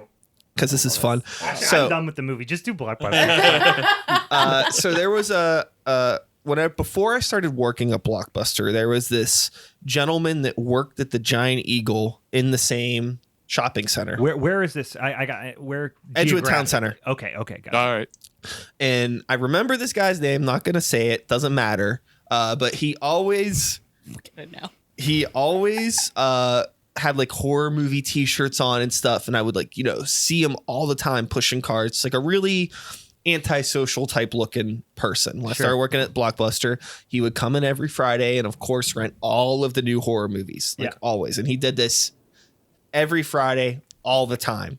Quiet guy. The most frightening thing this dude ever did was one week he had his stack of horror movies plus a copy of Sisterhood of the Traveling Pants. Oh, no. It was the most frightening thing that guy ever did. Yeah. He was probably a little bit curmudgeon-y about it too. He's like, God fucking damn it, I gotta grab Well, it. I'm wondering if he that was like. Well, you're thinking about it in a kind way. I'm thinking about it way worse. Oh God, I want to know. It's good. He was just a big America Ferrera fan. What are you guys so uppity about? But anyways, that was that guy. Fun. Knife. But the thing that was rad was a lot of the stuff that he would rent. I would be make notes. I got to get that when he brings it back. He knew his shit. Yeah. But you didn't want to ask him about it. No. He wasn't a super social person. Yeah. But super funny. I remember recently, in the past 2 years, I was driving through that neighborhood and I saw him walking down the street. Oh, shit. Was he He's still still wearing kicking. Oh yeah, he had he had a Fangoria t-shirt on or something for sure. Sick. Just Yeah. living it. Love it. Nice. Will never change. Yeah, never changed. You just rolled on the window. Never changed. No. I mean, hey, He's doing his thing. He's thriving. Yeah. Yeah, still above ground. It wasn't a traveling pants t-shirt. That'd be actually pretty good. He actually, it's funny. He's decked out in horror gear, but if you take his shirt off, he just has all these Sister of the Traveling Pants tattoos. Hey, he might. Who knows why that movie was rented? It was just so odd. Yeah. In the mix of everything. Yeah. It always stood out. It's a memory that is burned into my brain. I don't know if I want to ruin your memory. His sister was in town, and I'm imagining a niece or something was there, and he was you know what, Brian, let's that's really get one sweet. movie that she likes. See, he's going. I don't know if I want to ruin your memory because I like that you have this memory. You're I'm always gonna remember that guy for that thing, but I would actually love to hear the reason. I just want. Yeah. I got to know. Yeah. I really do. Yeah. Next time you're driving through, just start driving through and just find him. Just be like, hey man, Please. this is gonna sound real weird. Why don't you We're put not- him down, Meg? You know what he looks like. No, I don't. Antisocial guy with Fangoria t-shirt. Hangs out in Edgewood. Yeah. How many could there be? Okay. Yeah. We'll do a sketch later. Do a sketch. I'll find him. No, that's fantastic. I always wanted to work at Blockbuster. I'm so sad I never got the opportunity. I have a fantasy of opening my own video store just so I can work at a video store. So we've talked in the past about your heart tattoo, and we were talking about putting Tubi in it. Do we need to put Blockbuster there too instead of cross out Tubi, put Blockbuster? I have more affinity for family video because that was the one I frequented more often. Yeah. But then Blockbuster was a late entry into my life. It was Eagle Video and Family Video and just a place in Elwood that used to be down under the bridge that was just called Video. Do you have a West Coast video? You remember West Coast video? Oh, yeah, West Coast Video. There was one in Newcastle, I think, we used to go to when I went to my aunt's house, West Coast Video. I have lived in two, because one of the last remaining family videos was right up the road in New Brighton. And they survived just selling CBD, I think, for the last 3 years. And then they finally went out of business. And then they just sold everything super cheap. I went and bought a bunch of Time and place DVDs. is a motherfucker, because imagine today if we still had these video stores, but then they also sold weed and CBD and then also snacks. You know what I mean? They do. That's pretty much what family video has been until they went out of business 2 years ago, officially. Wait, let's take it back. They did rent videos, but then also sold weed. That's what he said. That's what I'm weed, hearing. CBD. Okay. That's not weed. Yeah. I know. But I'm sure once All right. it becomes like, Yeah, like it'll frozen come- pizza isn't pizza, but it's kind of pizza. Yeah, it's like a little bit pizza. It's like a little. That's all they sold was like I guarantee the majority of their revenue Telling me was Red Baron was is not. snacks and CBD. Like I'm sure it was, but I am seeing video stores pop up right beside Time Bomb Toys. There is a place called. Oh gosh, I'm gonna. I mean, is it owned by the same guys who own Time Bomb, or is it? No, Oh, but okay. they're friends. I could see some like They don't rent, Right. but you go in and it's just a VHS store. Oh, you know, okay. I could see some like niche stores coming up. I mean, even our friends like the night shift video people and stuff like that. Like, Yeah. I don't think they actually have a store, but you know, you see the videos they do, and they have like it looks like you're walking Yeah. into Well, an same thing old, like flashback rental. video and all that Yeah, stuff. When I Like, was for in sure. Atlanta, there's a video rental store called Videodrome. That's like just like Nice. all old school, like it's just straight up like an old movie rental store. It's huge. Yeah. That sounds It's so cool. wild. it's only a matter of time. I mean, I know. I drive-ins was are like, coming we could back. have like vintage. I feel like then that's what I feel like it'll be. It'll be like almost like a vintage store that looks like an old video store. Hey guys, let's go. Actually, Yeah. we're gonna open that. Plus, I mean, and you get brewery the in it, though, too. and a your dispensary license. and a brewery and and, it's a and an arcade, but Yeah, and we'll sell heroin. we'll make Brian always taking one. we'll make step. opiate candy corn.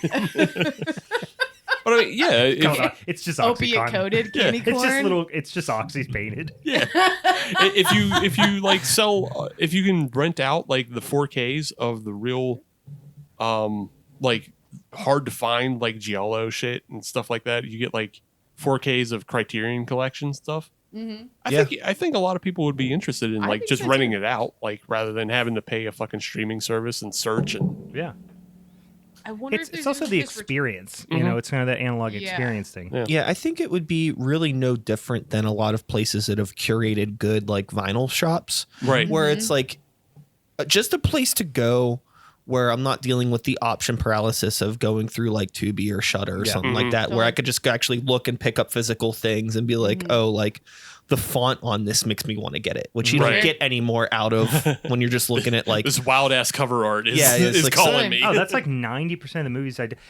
That's the 100% the first time I rented Head of the Family. Yeah. Was 100% just because of the cover art or Ghoulies, any of the Ghoulies Yeah. movies. The only problem with VHS, and I love VHS tapes, but they don't hold up for shit. Unfortunately. Well, yeah, like I said, I rewatched my Session 9 on VHS tape, and like it was like I would love to watch a better copy of that or digital because I'm curious because like the frame rate just seemed so fucked. Yeah. And I don't know if it was just because of like me watching it on my TV with an upscaler and all this weird like Sure. you know just Yeah. like I don't know how it was filmed because I mean 2001 maybe that was a little too early to be filmed on video, but like the version I watched was I think was like a Blu-ray remaster, yeah. I mean, I think and it was like it has some like weirdly jerky moments, but overall it looks great. yeah, it doesn't look So- like a bad movie at all, but it's Yeah. just like again like a weird frame rate motion thing. But it could have been just my VHS copy. Yeah, I just watched, what was the movie you picked last time, Meg? From Cape Fear. Oh yeah, I watched the remake of Cape Fear that I have on VHS somewhere here, and it was almost unfucking watchable. And like, Really? it was the first time when it was the second time I watched it on from that VHS copy, and I remember the first time I watched it was the same thing. It's just the medium just deteriorates, Yeah. unfortunately. But anyway, So Gordon kills everybody. It's a fucking. it's a real humdinger of a thing. One thing I do want to say, and I thought about this earlier about Session 9 that makes it's a slow burn, which is cool. I don't mind that. No, I but like there that. is not one character in this movie that's likable. Yeah. And that's what makes it really hard to sit through. Because there's no Sure. like, I'm not rooting for anybody. I don't care if they die. I don't care if they Right. live. I'm just like, Yeah. let's get to it. I want to see something exciting. You Or definitely. feel something. You know, and you know, I mean, it I takes feel a like while to even- feel anything. Like I feel like even like the only mildly likable person would be Mike, where you're just like I want him to like grow out of like, but he's so stuck in his own way. You know what I mean? Like, but I don't know. I think you're like I like Mike. I liked Mike. Yeah, I I like think he was Mike. the only one, and I didn't hate Jeff. because I was just like, yeah, he's just He's this a young angsty kid. fucking teen. Yeah. So those are the only two that I'm like, but if we talk about taking back characters, I think it could have been a more interesting thing if we didn't have that contrast and cut out like Mike and Jeff. They might have been the first two characters to go. Kept all the characters you hated, and that could have probably been a more interesting plot. Yeah. Probably because more you don't- tense. And there was also the emotional weight of them needing to do the project in a week really didn't have any effect on the total process of the movie. And I also hate how they go like from like Sunday to Monday to Tuesday. And I'm thinking, oh, we're going to get to Monday to the day that it's supposed to be. It stops on Friday. No, right? yeah, and you're right. I felt the It's same like, why way. do we even do this? Because you need, Job of what?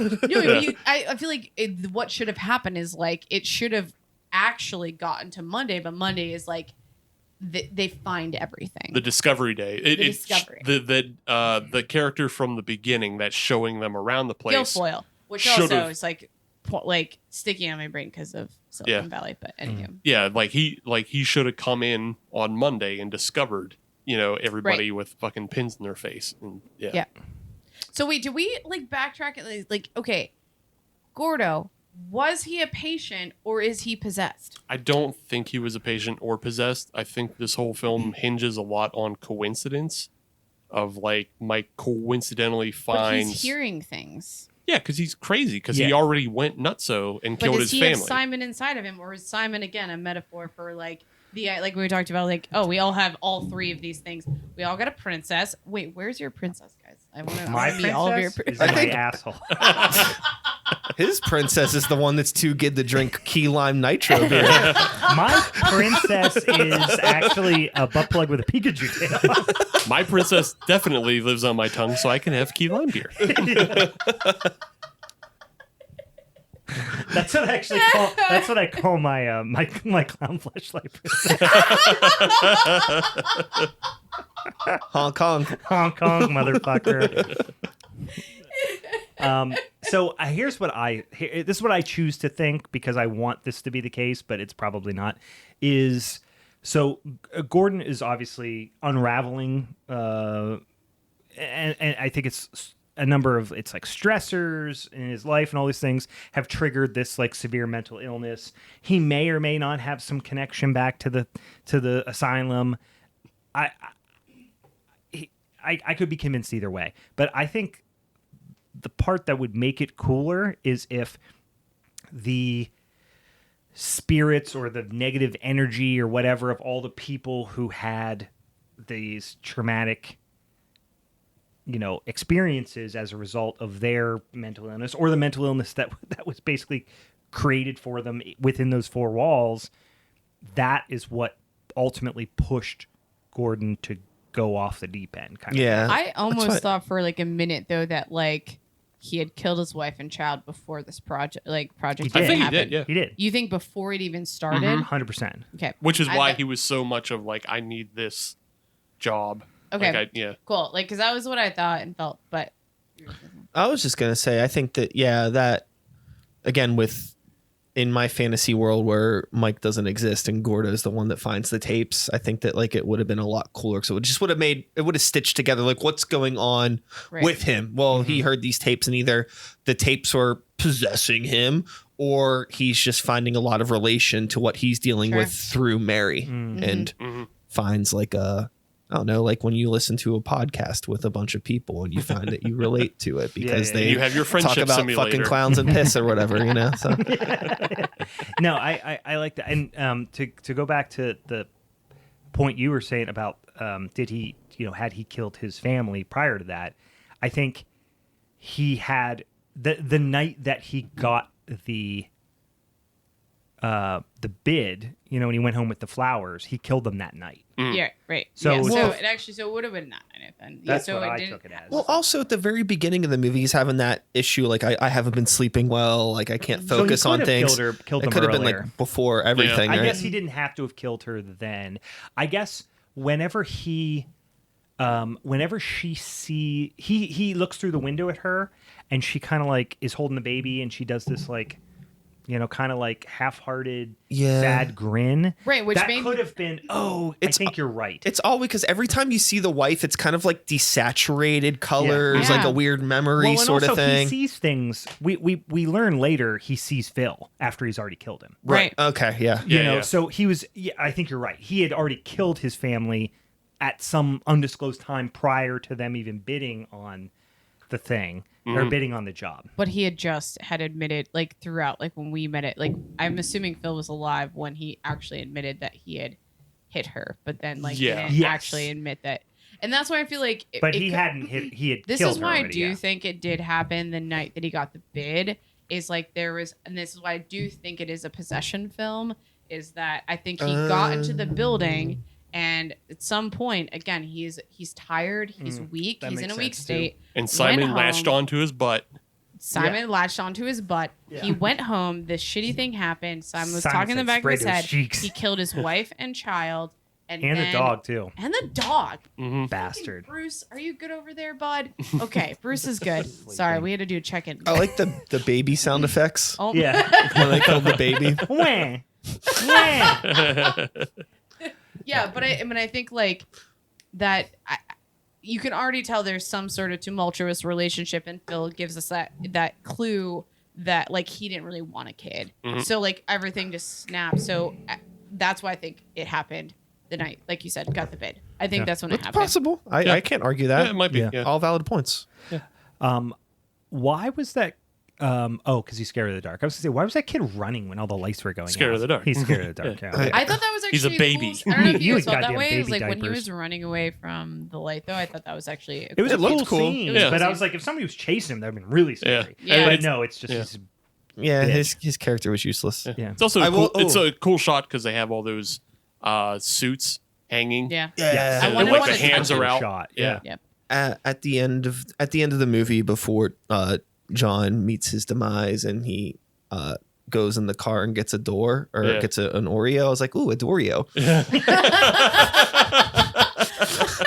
I just like to think also Gordo So killed pleased him. with yourself. And That then he is died, pretty and I was like, Yeah. okay, well, Oh, Dory. I also want to Doreo. think though that like Gordo killed him just because he was upset that he ate So his if he was out there Oreos. looking These for are the very pointed Dorios, was he things. Dorio the Explorer? Boo. Oh, boo. Steve claims and to now like the soundtrack possibilities have just gone Through the way roof. off the deep end. on the map. Yeah. Oh So, my God. so who died? Let me. Hank dies. Everybody first. dies. Hank But I mean, died- Hank dies first. Well, Gordo Hank actually doesn't doesn't die, die right? first We per don't se. think He so. gets I mean, lobotomized. he first. gets. Yes, you're right. He gets lobotomized first. Yeah. So he stayed alive the longest. So wait. Yeah. If Phil leaves Hank in the basement and he says that he was still alive at that point, Yep. Yeah. Hank never dies. No, Hank didn't. That's what I was like. Where he when Well, he killed then that they last find guy. Hank. Hank's laying. It's at, Oh yeah, that's right. I guess, but he's still alive at that point. Like, Yeah. remember he pulls the thing Yep. out of his head. yes. Yeah. That's what I mean. Yeah. Yeah, Like, he's he still- stays alive the longest. right. Hank maybe never died. Maybe. I mean, He went to casino school. things.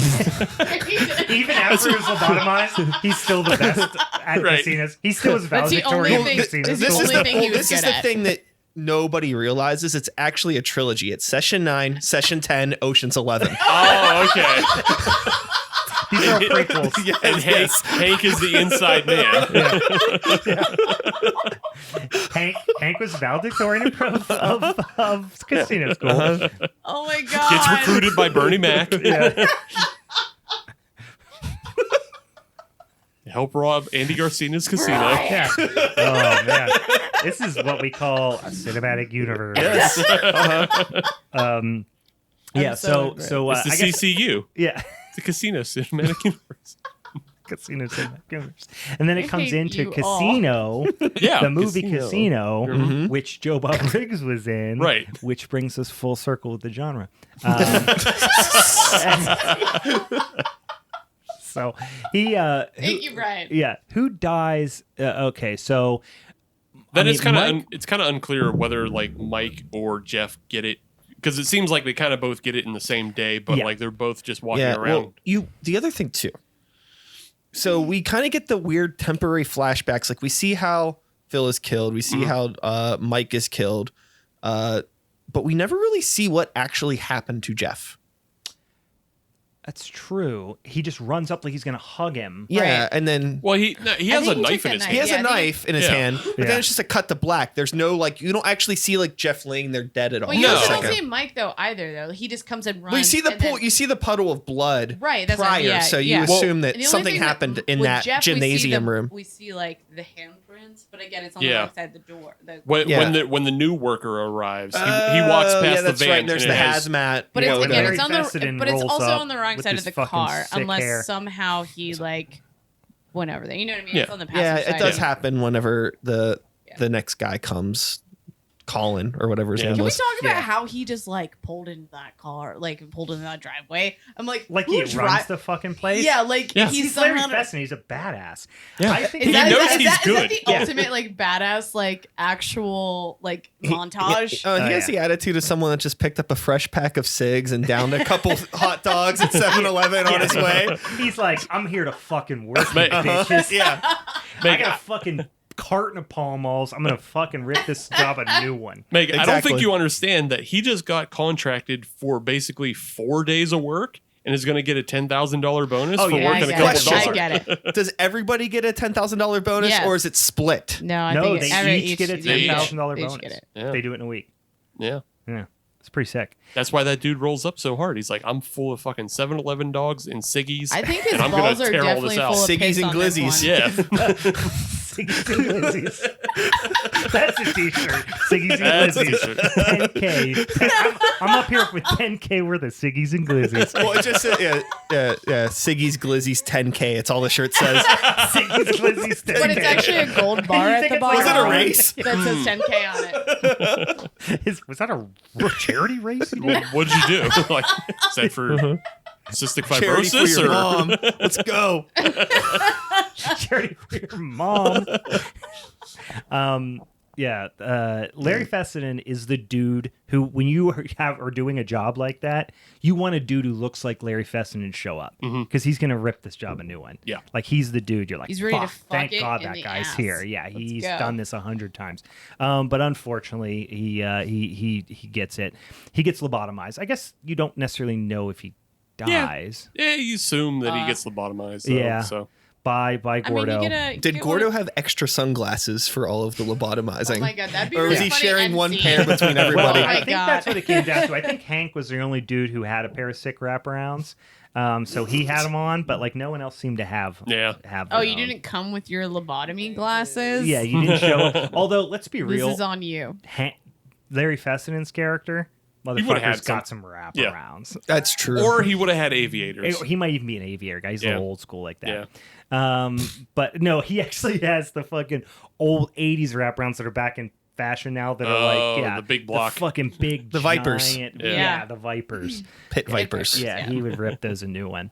I thought you were almost going to describe ones that would go over glasses, and I felt like you might have like been able to. Oh yeah, Both you guys, yeah. those ones that That's- flip up and down. Oh no, Fuck just yeah. like go over no, your Meg's glasses. talking about the ones you Oh, get when you the- get your eyes dilated at the doctor. Oh Pretty yeah, much. yeah, The ones Yeah. that old people have. yeah, cataract glasses. Yeah. Yeah, so remind me right at the end. So Gordo wiles out. We know this. He kills everybody. Then there is that scene of him. I'm remembering like the silhouette of him in the plasticed up room. The Dexter room. Yeah, the Dexter room. And then what's the last? I'm blanking on what the last kind of. The last piece of business is just flashing back to like him killing his wife.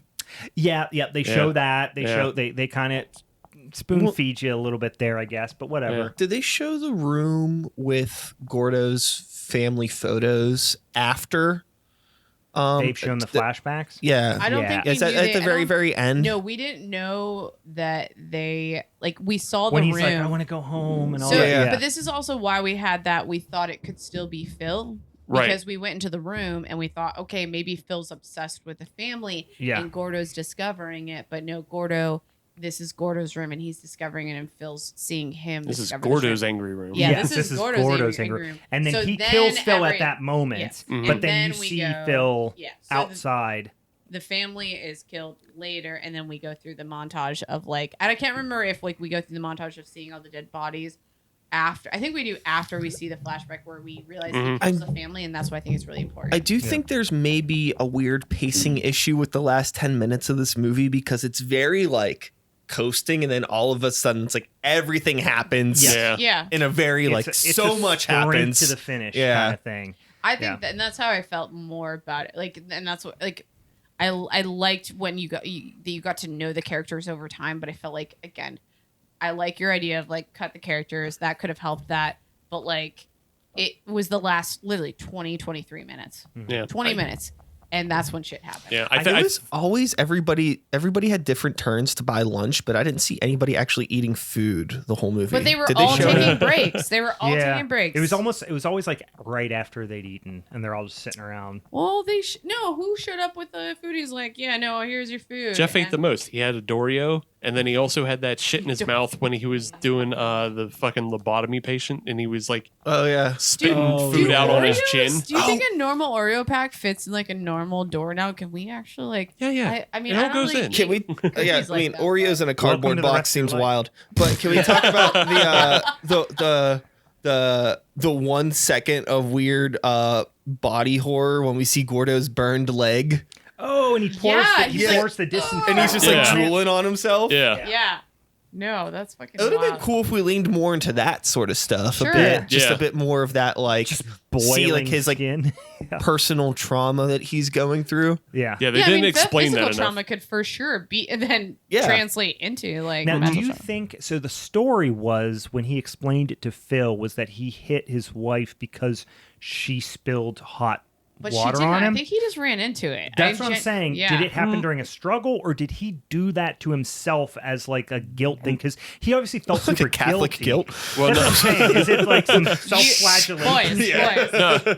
No. I think because you hear in Mary's tapes how her other identity, one of her other identities, and it's Simon that gets activated, is that Peter comes up behind her and scares her, Right. and she falls on a porcellin doll and it like stabs her. Yeah, so it's So all, that yeah. activates her, and that's what causes Right. her to kill Peter. So I think, Which is why I think it's clever like that. observation. Yeah. yeah, Yeah. which when the wife spills boiling water on him, That's he what loses caused It was his an accident. Yeah, it was an accident because he said that he was coming up behind her to give her a kiss. Yeah, because he had flowers. Okay, and it was moral a of the thing. story: do He had not flowers kiss and your Oreos. partners from behind. Don't Give sneak them up on Gordo. fucking wear a Classic. bell. I don't fucking know, man. Yeah, no, that's true. Don't get accidentally injured by people you love, or else you will kill them. Yeah. Simon will come and fucking get you. Simon says fuck shit up. I like how like the Oreo logo's always covered just enough that if they probably Yeah. wasn't Product like placement yeah, was good. but you know I don't think Nabisco had an official hand in this. No. No. So the director just really liked Oreos. Yeah, they just Well, they were like, what would a guy like that be eating out of his door? But also, I Slim don't. Jam, that doesn't Oreo, make sense. something you get at the gas yeah, station. Like, I didn't see him as an Oreo guy. Well, it's a gas station. Yeah, it's gas station snacks. Oh, wait. Do we have snacks? totally Oh, forgot. late game snacks, boys and Oh girls. my gosh. Yep, they're good. All right. All right. We'll finish that. We'll have first ever end of episode snacks. So, yeah, I think the coolest part that I remember did throw me for a loop a little bit the first time we watched it is Phil having that conversation with Gordo, and now everything's out on the table, but then you realize that was Gordo imagining Phil just as he imagined his wife after he killed her, because Phil has already been dispatched. I think that's why the film has to be a sprint to the end, though. Wait, Yeah. Because wait. once everything gets revealed, you know, you're on a train track. You can't keep misdirecting people. Can we Yeah. talk rewind when Phil calls his ex-girlfriend? Yeah, Do we think that he couldn't have been possibly on the phone with somebody because Right. Nate or Nick or Neil, whatever the fuck his name was, Hank. some 4-letter fuck. He never went home, right? So did he fake that phone call? No, I think he could have gone home though because he's wearing like normal clothes, right? did go Like, home. He did go home because He went came home back. once, He went and then home he and- came back and got all He the rest came- of the shit. yeah, he came and back that's when he late. got fucked. Oh, so you think he went home, and then before he went back to the I Yeah. think Yeah. it has to. He Because he came always back. talked about his exit plan. Yeah. so his ex. So you think there's still a chance he went to his ex-girlfriend's, be like screw you, I'm leaving, then went to the asylum and never left. I suppose that's possible. I do think that could have been factual, but I think it was just like when Phil was on the phone with Amy or whatever. Yeah. That's where I was just like, okay, cool. Like we're starting to get hints that like I think this is factual, but we're hinting so much that maybe he is showing everyone had their own fucking problems. That's because, also like, what this movie had. That's the thing too. Is he could have called her or maybe not. Well, it's because Phil didn't like the fact that Hank was there anyways, so he could have easily and just. Gordo questioned that he saw that, and so that's why I'm like, he could have also lied a little bit just because he wanted to be like, yeah, look, told you so about Hank. Because he wanted that other dude on the job for whatever. And I need to eat one. And then he, and then obviously Gordo's conversations, or not conversations, but calls to his wife were those were fake because even one of the last shots is him on the phone, right? And you can see like the back of the phone is ripped off and broken, and you can just see like through the phone. Yeah. There's nothing on there. Yeah. So that also tells us maybe the phone was even working. I don't know. Yeah. So. Wow. That's it. Session 9. Session 9, you sons of bitches. This movie, for me, held up way better as a one-time watch. And then the second time I watched it, and then I think this was the third time I have subsequently... Not that I don't like it. I think it's a really perfectly watchable movie. I like it actually quite a bit. But it was better upon first watch. Once you know the tricks and everything...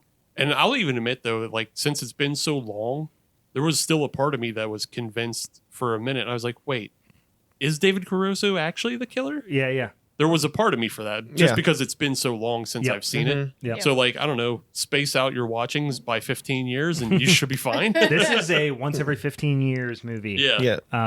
But, yeah, it's a pleasant one. Now, we have just a complete 180 here. Meg brought some snacks that we forgot to do at the top of the show. Yeah, accidental snacks that I forgot that I brought, and then also forgot that I brought twice. What are they? So these are some peanuts and cashews that were coated in peppers that were pickled and then dried, as well as there's lemongrass and some other Thai spices and stuff like that. They're fucking layers of deliciousness from the dead fish, #deadfish, folks. I worked with this weekend, and they're so good. And is there coconut strips in there? Coconut strips? No. Why wouldn't there be? I don't know if there is actually. I mean, there are some things, so maybe those are it. Little peppies. Yeah, please eat a pepper. I want to see you eat a pepper. Please eat a pepper. I want to see you in pain. I want to see you in pain. So they got us some spice. Oh my god, yes! I'm watching Brian eat a pepper right now. Tell me how it is too. It's delicious. Yeah. What can you describe the flavors for the pepper itself? Because I'm curious about the pickled pepper side of things, and then the drying of it and how that translates. It's not particularly spicy. No, they're not. Unless you eat a pepper. Well, I mean the pepper. I just ate a pepper. Oh, you did eat a pepper? Not as spicy as I expected it. It's got a little bit of heat, but pickled versions of anything are typically a lot less spicy. It's about as hot as like the dried peppers you get in a good General Tso. Mm-hmm. Yeah. Yep. But I think like the flavor Really layers good. are really fucking good on them. So shout out It's to those delicious. guys. It's I great. appreciate the skin on peanuts too. I love the skin. It's a Yeah. little kind of bitterness and toastiness you get in the skin of peanut. Thanks for sharing, Meg. You're welcome. All right. Anything else on session 9? Anything else we need to discuss in this here episode? Nope. I think we're getting ready to wrap this sumbitch up. Brian, thank you for joining us. This You was wanna an plug absolute anything? pleasure. Do you want to Yeah. plug anything? Junior in the house. Junior! You're up in this motherfucker. I call him B2. Yeah, what do you got? Is there a social media situation? Is there Sure. a I mean, band I think the thing situation? that might be most applicable to anybody listening to this is if you like podcasts and you get tired of listening to this one, you can listen to mine. Most do. It's called Start the Beat. Talk more about music, less about movies. Equal amount of piss.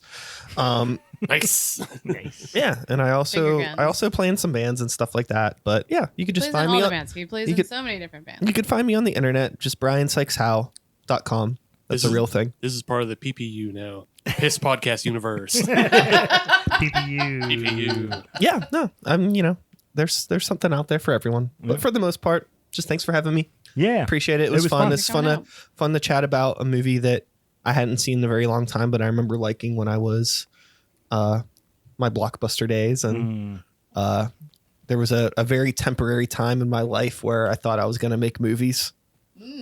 Yeah, I did Was make a this your horror movie in high inspiration? school. I actually did make a horror movie in high school. Can we get a title? It's called The Night No One Will Survive, the movie. Ooh, I actually do. That's a good title. That's a good title. Yeah. Does it exist? Can someone Oh, it see does it? exist. Yeah. Yeah. Where would somebody find a movie like this? I mean, at my house. I know if it was like No, floating around no, it on the wasn't- I internet. I thought mean, we'd get like a secret. It wasn't very. watch. I mean, it wasn't great. But it was fun, and I really liked. I was super duper into movies at the time, and I think one of the things I liked the most about this movie was it felt like a movie anybody can make Yeah. because of how simple Those it are was. the ones I love too. The ones that inspire you to think like, I could do something like this. Yeah. You know? So sweet. Yeah. Check Brian's podcast out. His variety of musical endeavors as well. Yeah. I'm sure we and can link it in the Oh, yeah. description and all that. We certainly will. And yeah, got to come back and talk to us again sometime. Anytime. Next time you'll choose the movie. Oh, okay. Nice. I like that idea. The It'll be gears his are already movie, though. turning. Uh-huh. Yeah. I like it. All right.